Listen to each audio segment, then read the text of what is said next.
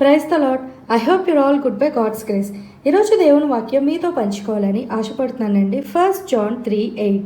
అపవాది సాతాను మొదట నుండి పాపం చేయుచున్నాడు గనుక పాపం చేయువాడు అపవాది సంబంధి. అపవాది యొక్క క్రియలను లయపరచుటకే దేవుని కుమారుడు ప్రత్యక్షమాయెను. అపవాది లేక సాతాను అనబడే వాడు దేవుని సృష్టిని, ఆయన చేసుకున్న మనలను పాడు చేయుటకు కోరుకుంటున్నాడు.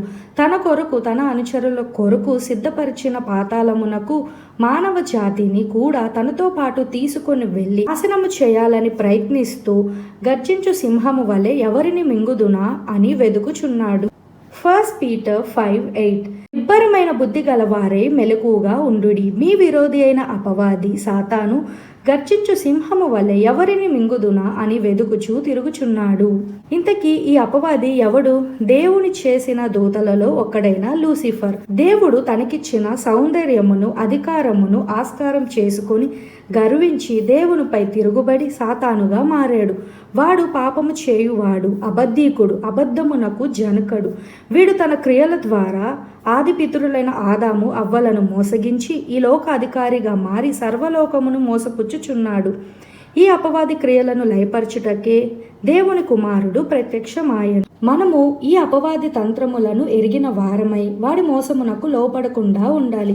అంటే ఈ అపవాది క్రియలను ఎప్పటికప్పుడు మనం గ్రహించుకుంటూ వాడు వలలో చిక్కుకోకుండగా, వాడి మాయలో మోసపోకుండగా ఎప్పటికప్పుడు మనం మెలకువగా జ్ఞానం కలిగి ఉండాలి. దేవుని కార్యాలను పాడు చేయుటకు సాతానుడు మోసపరుచు ఆత్మతో వెలుగుదూత వేషముతో సంచరించుచున్నాడు. మోసగించుట, అబద్ధములాడుట, వేషధారణగా ఉండుట సాతాను క్రియలు. వీటికి లోబడిన వారిని సాతాను లోకాశలకు, పాపభోగాలకు లొంగదీస్తూ ఉంటాడు. సాతానుడు ఏదో విధంగా ప్రతి మానవుని పడగొట్టి దేవునికి దూరస్తునిగా చేయాలని ప్రయాసపడుచున్నాడు. దేవుని ఆత్మను, ఆయన మహిమను పోగొట్టుకున్న మానవుడు బలహీనుడై సాతానుతో పోరాడలేక వాడికి లోబడిపోయి పాప కార్యాలకు బానిసైపోచున్నారు. అపవాది క్రియలకు బానిసై మూలుగుచున్న మానవుని విడిపించుటకే అపవాది క్రియలను నాశనము చేయుటకు ప్రభువైన యేసు క్రీస్తు వారు ఈ లోకములోనికి వచ్చారు. యేసుక్రీస్తు 40 రాత్రింబగలు ఉపవాసముండి ప్రార్థించిన తరువాత సాతాను శోధించెను. నీవు దేవుని కుమారుడు అయితే ఈ రాళ్లను రొట్టెలను చేసుకొని తినుము అన్న శరీరాశను మనుషుడు రొట్టె వలన మాత్రమే కాదు, దేవుని నోట నుండి వచ్చు ప్రతి మాట వలన జీవించును అనే సత్యముతో యేసు ఎదిరించెను. సకల రాజ్య మహిమలను సాతానుడు చూపించి నీవు నాకు మొక్కితే ఇవన్నీ నీకిచ్చేదను అన్న జీవపు డంబను ఎదిరించిన యేసుక్రీస్తు సాతానును ఓడించెను. మాథ్యూ 4:1-11. అప్పుడు యేసు అపవాది చేత శోధింపబడుటకు ఆత్మ వలన అరణ్యమునకు కొనిపోబడెను. 40 దినములు 40 రాత్రులు ఉపవాసముండిన పిమ్మట ఆయన ఆకలి గొనగా ఆ శోధకుడు అంటే అపవాది ఆయన యొద్దకు వచ్చి నీవు దేవుని కుమారుడు అయితే ఈ రాళ్ళు రొట్టెలగునట్లు ఆజ్ఞాపించమనెను.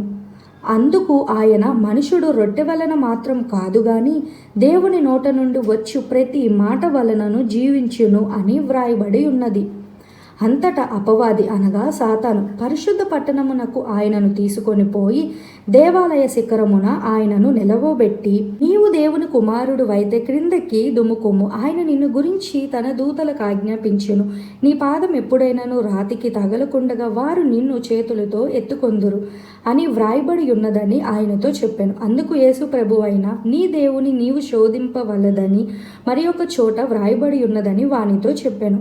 మరలా అపవాది మిగులు ఎత్తైన యొక్క కొండ మీదకి ఆయనను తోడుకొని పోయి ఈ లోక రాజ్యములన్నిటినీ వాటి మహిమను ఆయనకు చూపి నీవు సాగిలపడి నాకు నమస్కారం చేసిన ఎడల వీటన్నిటిని నీకిచ్చేదనని ఆయనతో చెప్పగా యేసు వానితో సాతానా పొమ్ము, ప్రభువైన నీ దేవుని మ్రొక్కి ఆయనను మాత్రమే సేవింపవలెనని వ్రాయబడి ఉన్నదనెను. అంతటా అపవాది ఆయనను విడిచిపోగా ఇదిగో దేవదూతలు వచ్చి ఆయనకు పరిచర్య చేసిరి.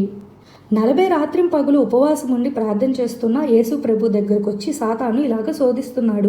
నీవు నాకు మొక్కితే ఇవన్నీ నీకు ఇచ్చేస్తా అని సాతాను పలికిన యేసుక్రీస్తు సాతానును ఓడించాను. అంతేకాక యేసుక్రీస్తు సిలువలో చేసిన యాగము ద్వారా సాతాను తల చితుక కొట్టబడెను.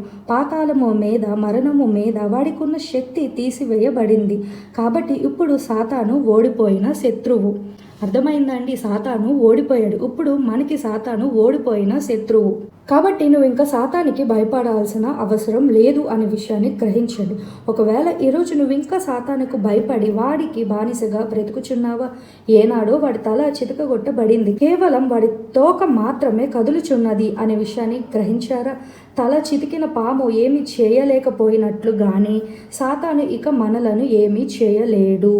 దేవునికి లోబడి ఉండుడి, అపవాదిని ఎదిరించుడు, అప్పుడు వాడు మీ యొద్ద నుండి పారిపోవును అని బైబిల్ వాక్యం సెలవిస్తుంది. యాకోబు 4:7.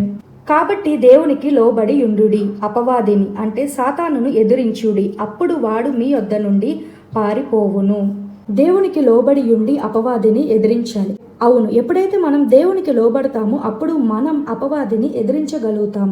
ప్రభు చెంత ఉన్నప్పుడు అపవాది మనలను ముట్టలేడు, ఎందుకంటే అపవాదికి ప్రభు అంటే భయం. కానీ ఈ దినములలో అనేకులు ఇంకను సాతానుకు భయపడే వారిగా ఉంటున్నారు. ఒకవేళ ఈరోజు వాక్యం వింటున్న మీరు కూడా అపవాదికి భయపడుతున్నారా? అపవాది వేసిన వలలో చిక్కుకుపోయి ఉన్నారా? ఎలా బయటపడాలి అని అనుకుంటున్నారా? ఈరోజు నీవు కూడా అట్టి స్థితిలో ఉంటే ఈనాడే అపవాది క్రియలను లయపరిచిన యేసే చెంతకు రా. సాతాను నిన్ను శోధించినప్పుడు, భయపెట్టినప్పుడు యేసు నామములో వాడిని ఎదిరించు. నీలో ఉన్న ప్రభువు లోకంలో ఉన్న సాతాను కంటే గొప్పవాడు అనే విషయాన్ని గుర్తించు.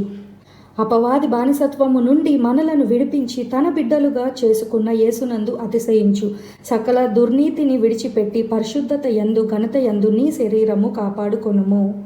ఎప్పుడైతే ఈ లోకంలో ఉన్న పాపాలని విడిచిపెట్టి పరిశుద్ధంగా జీవిస్తారో, క్రీస్తు కొరకు నిరీక్షణ కలిగి జీవిస్తారో, ఈ లోక మాలిన్యము అంటుకోకుండగా ఈ పాపపు లోకములో పరిశుద్ధత కలిగి దేవుని యందు భయభక్తులు కలిగి జీవిస్తారో, అప్పుడు త్వరలో దేవుడు సాతానుని దాని అనుచరులను బంధించి అగ్నిగంధకములతో మండు గుండములో త్రోసివేసి నిన్ను తన రాజ్యమునకు వారసునిగా చేసుకుంటాడు. కాబట్టి యేసు నామములో అపవాదిని ఎదిరించండి, ధైర్యంతో క్రీస్తులో ముందుకు సాగండి. ప్రభువైన యేసుక్రీస్తు వారి యొక్క కృప మీకు అనుగ్రహింపబడును గాక. ఆమేన్. ప్రార్థన.